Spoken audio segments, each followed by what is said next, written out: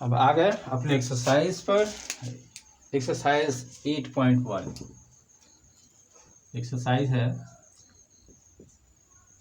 8.1।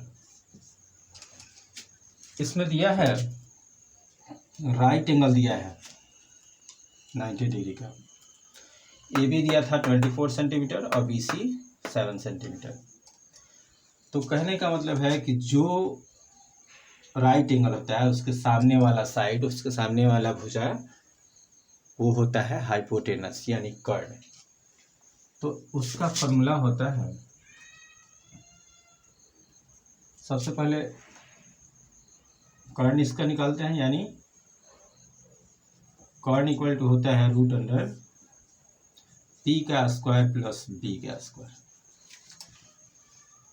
तो पी का वैल्यू यहाँ क्या है, पी यहाँ तो एंगल दिया नहीं है तो ले 7 और 24 ले लेंगे। 7 का स्क्वायर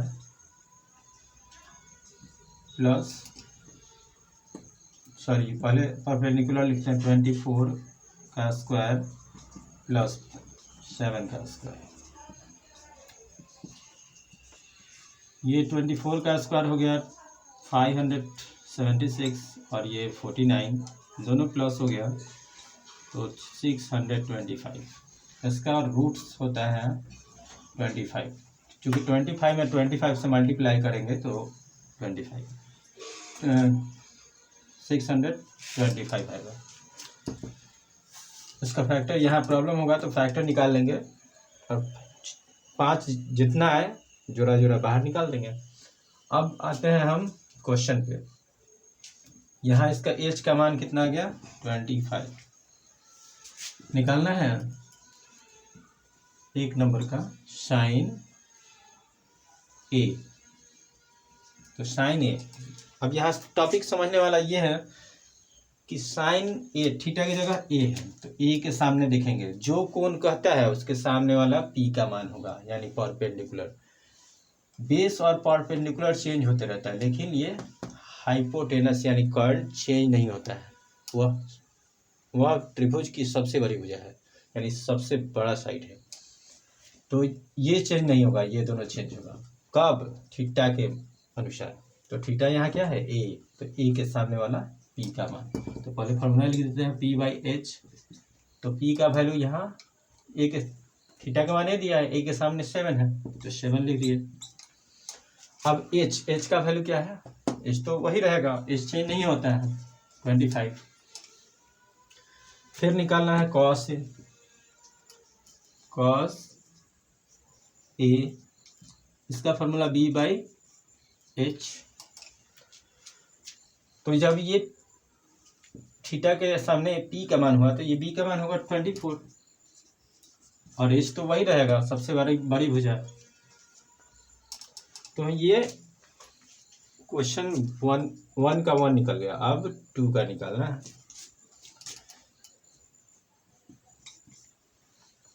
इसमें क्या है, साइन सी। साइन सी फॉर्मूला क्या होता है पी बाई एच। अब देखिए यहाँ ए, थीटा का मान ए था, लेकिन यहाँ क्या है सी, तो अब यहाँ पी का मान चेंज हो जाएगा। सी के सामने वाला साइड यानी भुजा 24 है, तो 24 लिख दिया। अब एच का मान तो सेम रहेगा, हम बता दिए ट्रायंगल में जो सबसे बड़ा साइड है यानी सबसे बड़ी भुजा है वो होगा कर्ण, यानी 25। अब हम क्या निकालेंगे, कॉस सी। कॉस सी, इसका फॉर्मूला बी बाई एच। तो सी इसमें लिए है पी का मान 24, बी का मान ये 7 हो जाएगा, 7 बाई 25, क्योंकि एच का मान चेंज नहीं होता है। ये हो गया क्वेश्चन नंबर 1 सॉल्व। अब आते हैं क्वेश्चन नंबर 2 में। इसके पहले क्वेश्चन लिख लें। क्वेश्चन रेडी है, आपका समय बचाते हुए क्वेश्चन को आगे बढ़ाते हैं, क्योंकि ये डिजिटल बोर्ड तो है नहीं कि मिटा दिए जब चाहे मिटा दिए। अब निकालना है क्या, tan p minus cot r। तो सबसे पहले इस दोनों का वैल्यू याद करेंगे। तो दोनों का वैल्यू याद करने के लिए यह तीनों पता होना चाहिए पहले। तो ये दोनों तीनों पता नहीं है, एक दो पता है, एक निकालना है। यानी ये राइट एंगल है, तो राइट एंगल के सामने वाला ये एच का वैल्यू हो जाएगा। ये तो चेंज होता रहता है, कभी पी कभी बी, तो इसको पी मान लेते हैं, इसको बी मान लेते हैं। तो निकालते हैं हम, बी निकालेंगे रूट अंडर एच का स्क्वायर माइनस पी का स्क्वायर। एच का वैल्यू क्या है 13 का स्क्वायर माइनस 12 का स्क्वायर।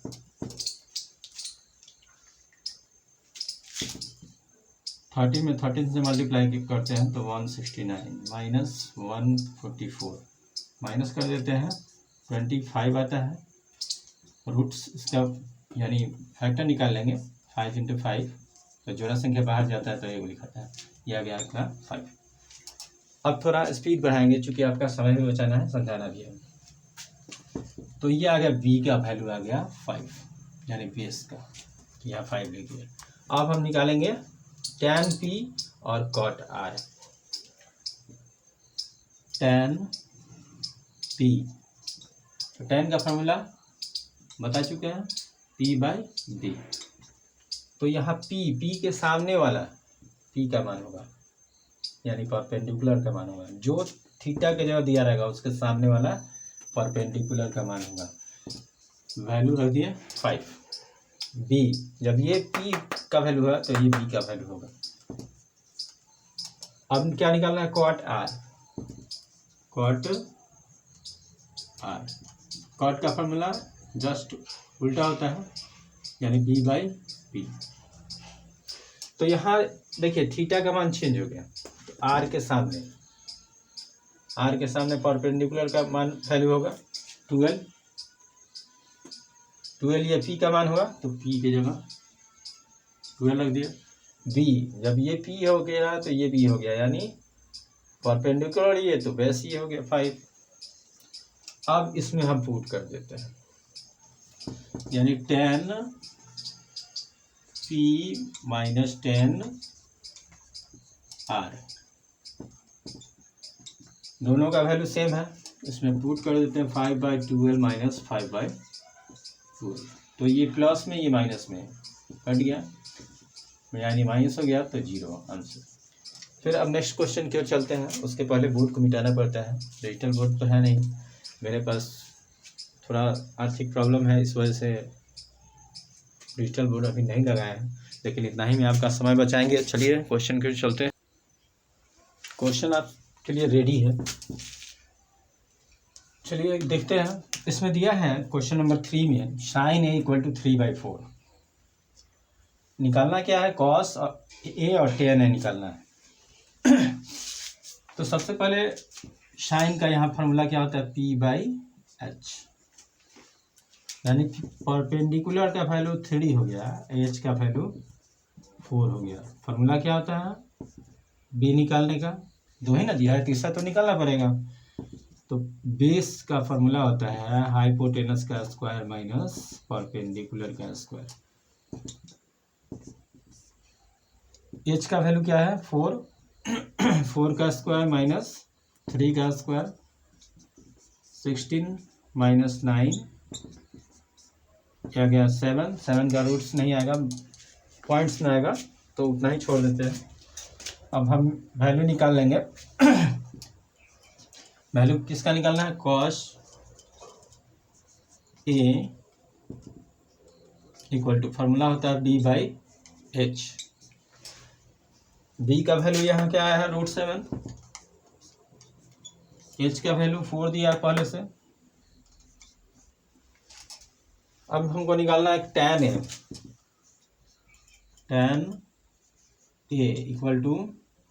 p/h। p का वैल्यू कितना है 3 और h का वैल्यू 4। h का वैल्यू 4 है और p का वैल्यू है 10 ना निकालना है, सॉरी, p/b यहाँ होता है कि कुछ मिस्टेक हो रहा है। p/b, p का वैल्यू 3 और b का वैल्यू कितना है √7। √7। ये आ गया आपका आंसर। नेक्स्ट क्वेश्चन की ओर चलते हैं। लग रहा है कि इंक खत्म होने वाला है।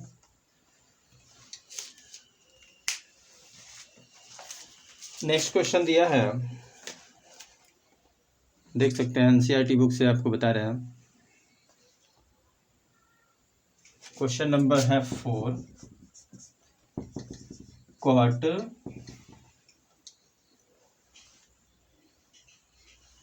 15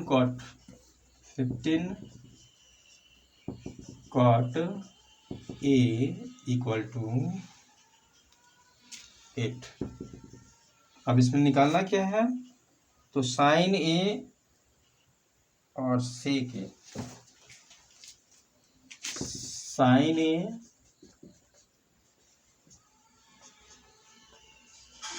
और सेक ए निकालना है।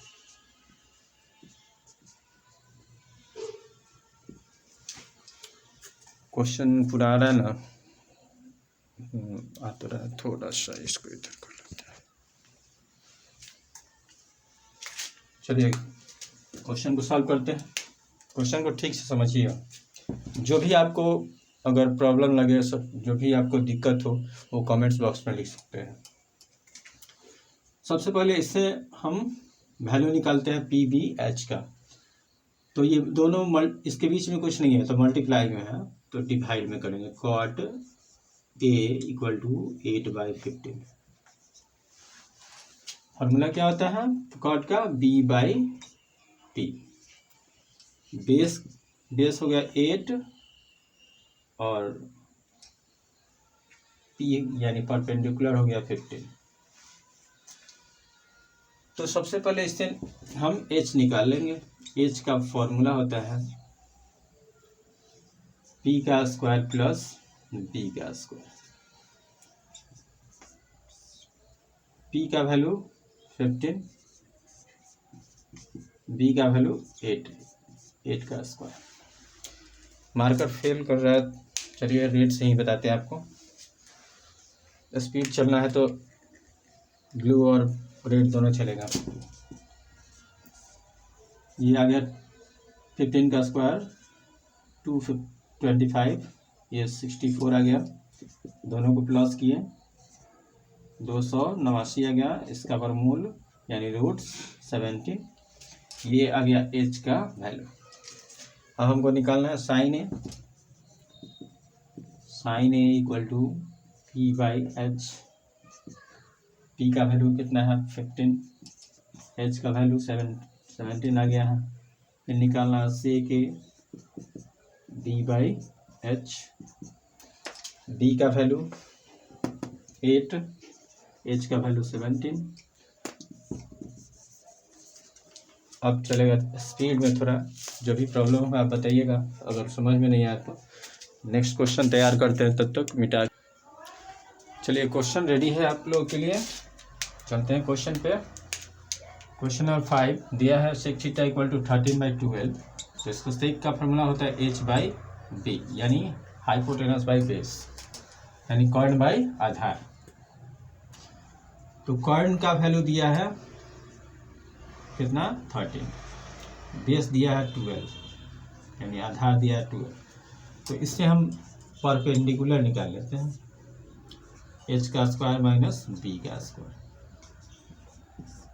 h का वैल्यू है 13 का स्क्वायर माइनस 12 का स्क्वायर। मार्कर थोड़ा कम चल रहा है।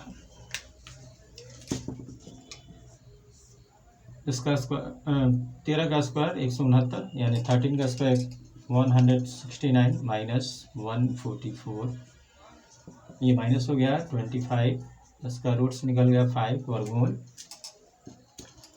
अब हमको निकालना क्या है, ये परपेंडिकुलर का वैल्यू आ गया। हमको निकालना है इसमें अन्य सभी ट्रिग्नोमेट्री है, यानी अन्य रेशियो, अदर रेशियो को याद कर देना है। तब हम यहाँ इसका वैल्यू पुट करेंगे। साइन थीटा इक्वल टू होता है पी बाई एच। पी का वैल्यू 5 आया है, एच का वैल्यू 13। फिर cos theta B by H, B का वैल्यू 12 है, एच का value 13। Tan theta P by B, P का वैल्यू निकल गया 5 और बी का वैल्यू 12। फिर कॉट थीटा, तो बी बाई पी, इसका फॉर्मूला हो जाएगा सॉरी थोड़ा छोटा छोटा नज़दीक हो गया है, थोड़ा दिक्कत हो गया आप लोगों को समझाने में, इसी में एडजस्ट करना पड़ता है। कॉट थीटा बी का वैल्यू क्या है 12 माइनस पी का वैल्यू 5।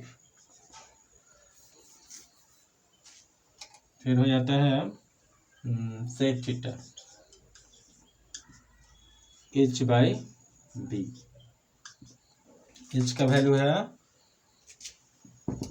13 बाई बी का वैल्यू 12। देखिए दोस्तों, मेरे स्टूडेंट्स और वीडियो देखने वाले ऑडियंस, अगर आज मेरे पास डिजिटल बोर्ड होता तो ये मार्कर ख़त्म हो गया, ऐसा वैसा कुछ नहीं होता। समस्या पर समस्या आता है, हम मिडिल क्लास से बिलोंग करते हैं, इसीलिए इस वीडियो को ज़्यादा से ज़्यादा शेयर करें। फिर निकालना है cosec, cosec theta equal to H by P, H का वैल्यू 13 बाई पी का वैल्यू 5 आया है, ये आपका एक यहाँ दिया था और ये 5 निकल गया है, ये आपका आंसर हो गया। अब नेक्स्ट क्वेश्चन की ओर चलते हैं। नेक्स्ट क्वेश्चन है, क्वेश्चन रेडी है, क्वेश्चन नंबर है 6।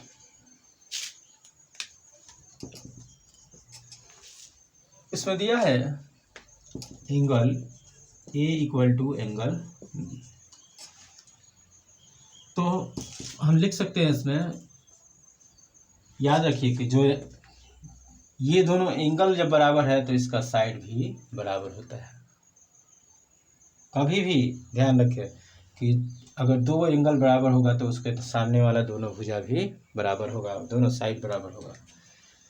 तो यहाँ पे लिख देते हैं एंगल लेट, यानी माना angle A equal to angle B equal to X, यानी दोनों को एक्स मान लिया, एक्स और ये एक्स मान लिया। तो ये दोनों एंगल एक्स मान लिए। अब ये कोण जो है राइट एंगल बनाता है, ये दोनों न्यून कोण है। इस क्वेश्चन में कह रहा है कि ए और बी न्यून कोण है, तो अब यहां ले लेते हैं हम angle A plus angle B plus angle C equal to 180 degree. इसका वैल्यू एक्स, इसका वैल्यू एक्स, इसका ये 90 डिग्री का है, 90 डिग्री बन रहा है। जब ये दोनों बराबर भुजा है ये दोनों, तो ये 90 डिग्री का कोण बनाएगा। तो ये 90 डिग्री लिख दिया इक्वल टू 180 डिग्री। फिर 2x इक्वल टू, ये प्लस में है तो माइनस में जाएगा, 2x equal to 90 degree, x equal to 90 degree by 2 यानी 45 डिग्री। x का वैल्यू 45 डिग्री आ गया, यानी ये भी 45 का और ये भी 45। अब इसमें पुट कर देते हैं cos A equal to angle cos B।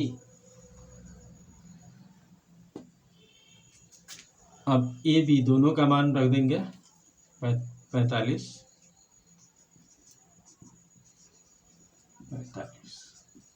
अब ये बराबर आ गया, इसका वैल्यू भी लिख सकते हैं 1/√2 1/√2। LHS इक्वल टू RHS, ये प्रूफ हो गया। अब नेक्स्ट क्वेश्चन में चलेंगे। क्वेश्चन रेडी है आप लोगों के लिए। क्वेश्चन नंबर 7 है, कॉट थीटा का वैल्यू दिया है, तो इसका फॉर्मूला हो जाएगा b/p।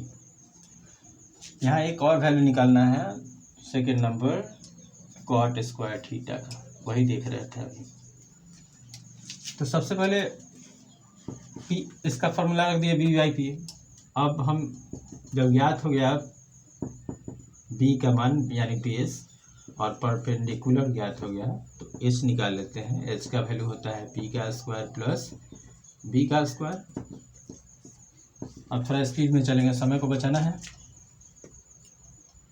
तो p का वैल्यू कितना है 8 का स्क्वायर, b है 7 का स्क्वायर, 8 का स्क्वायर हो गया 64, 49, ये दोनों प्लस हो जाएगा तो 113 हो गया। इसका पॉइंट्स में आएगा तो इतना ही पर छोड़ देते हैं। अब हमको निकालना क्या है, साइन थीटा और कॉस थीटा। अगर फार्मूला जानते हैं तो कोई दिक्कत नहीं है, अगर फार्मूला नहीं जानते हैं तो केवल साइन और कॉस का वैल्यू निकाल के पुट कर देंगे। तो हम साइन और कॉस का वैल्यू निकाल लेते हैं। साइन थीटा p/h, p का वैल्यू दिया है 8 और h का value √113। Cos theta equal to b/h यानी 7/√113। अब वैल्यू जो है उस पर पुट कर देते हैं। साइन का फॉर्मूला क्या है, वैल्यू क्या है 8/√113। तो 1 प्लस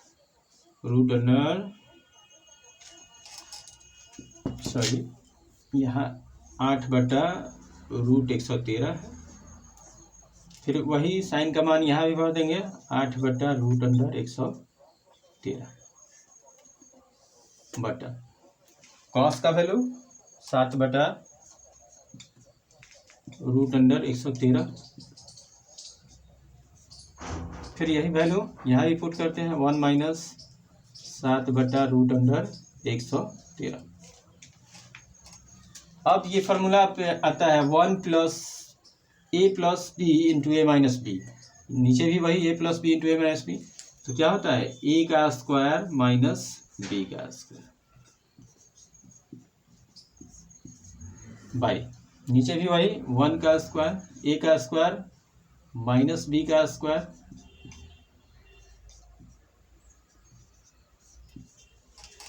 अब 1 का स्क्वायर 1 हो जाएगा, 8 का स्क्वायर 64, स्क्वायर से यहाँ रूट हट जाएगा। 1 का स्क्वायर 1 माइनस 7 का स्क्वायर 49, स्क्वायर से रूट हट गया 113। अब इससे इसमें मल्टीप्लाई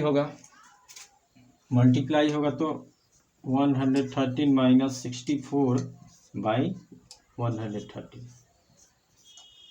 फिर नीचे भी वही होगा, इससे मल्टीप्लाई होता है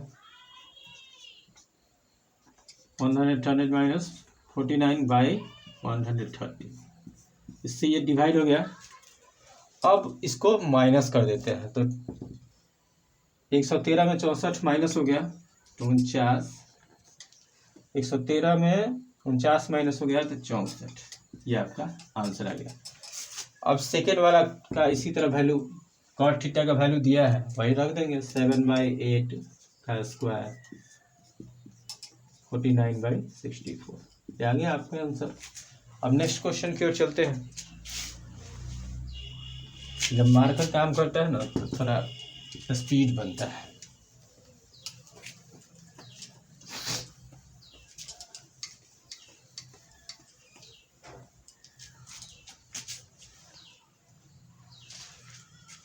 मिडिल क्लास वाले के लिए हाँ थोड़ी दिक्कत है, आज बोर्ड होता है तो इतना प्रॉब्लम नहीं होता।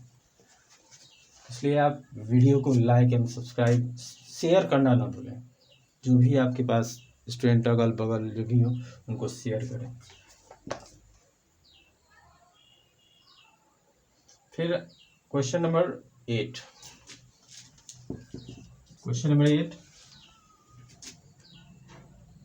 दिया है 3 cot A equal to 4, 3 cot A equal to 4। इसमें निकालना है 1 minus 10 square A by 1 plus 10 square A equal to cos square A minus sine square A. ये प्रूव करना है कि ये दोनों इक्वल है या नहीं। तो सबसे पहले तो इसका हम इससे वैल्यू निकालेंगे। ये दोनों इंटू में है, इसके पहले वाले क्वेश्चन में बता चुके हैं कि इंटू में होता है तो दूसरे साइड में जाता है तो डिवाइड में हो जाता है। 4/3 फार्मूला हो जाएगा d/t। देख लेते हैं क्लियर आ पा रहा है या नहीं। क्लियर तो दिख रहा है। चलिए आगे समझाते हैं। b का वैल्यू 4 और p का वैल्यू 3। जब भी ये दोनों दिया है तो हाइपोटेनस निकाल लेंगे। √p का स्क्वायर प्लस b का स्क्वायर। p का वैल्यू 3 तो 3 का स्क्वायर 4 का स्क्वायर। 3 का स्क्वायर 9, 4 का स्क्वायर 16, दोनों प्लस हुआ 24, 25 का √5। अब हमको निकालना है 10a p/b। फिर क्या निकालना है cos a b/h tan sin a। दिख रहा है कि नहीं, थोड़ा देख ले। नहीं दिख रहा है तो यहाँ पे लिख देते हैं sin a equal to p/h। p का वैल्यू 3 है और h का वैल्यू 5 आ गया है। अब इसमें वैल्यू पुट करते हैं तो 1 की जगह 1 माइनस 10 का कितना है वैल्यू, 10 का वैल्यू सॉरी यहाँ पुट कर देते हैं 3/4 और b/h यानी b का वैल्यू है 4 और h का वैल्यू 5 आया है यहाँ पे। अब 10 का वैल्यू 3/4 इसमें पुट कर देते हैं 3/4।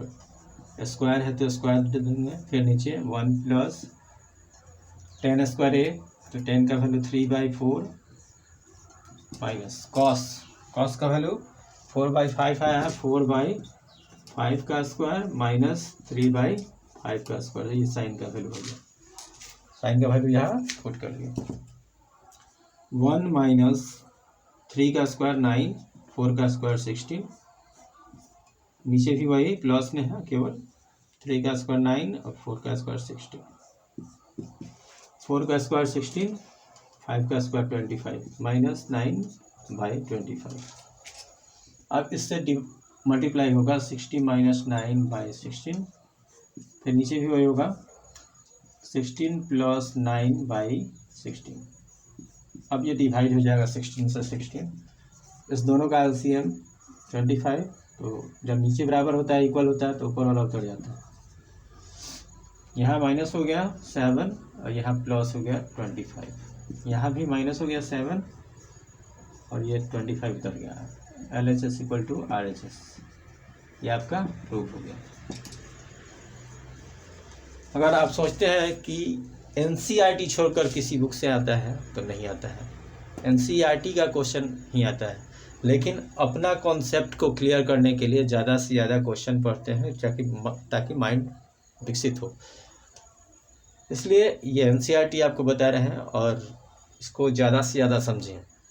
अगर आप इसको समझ पाएंगे तो आपका परसेंटेज मार्क्स बहुत अच्छा आएगा, क्योंकि ट्रिग्नोमेट्री से सबसे ज़्यादा आता है। चलते हैं नेक्स्ट क्वेश्चन में।